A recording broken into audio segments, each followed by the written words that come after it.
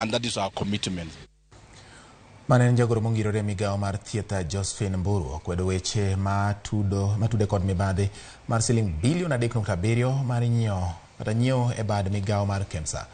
Mburu manochopo e nyim komiti mar od bura mar omenda wacho ni chenro mar kwayo tenda mar nyiewo notimore kapok ne odonjo apisi. Jatatije ka Kemsa Teri Ramadhani masani ochungi e tich bende okwedo ripode matude gi mibadhi ka Kemsa.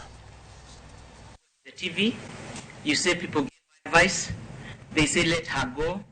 There are a lot of things which happened on the media and all of us listened, which was a shocker to me. So what do I do as Josephine? I thank the president, he gave me the opportunity to be a PS. Insecticide impregnation part 1 on technology misses the requirement number 2, synergistic propanol, the what we call PBO.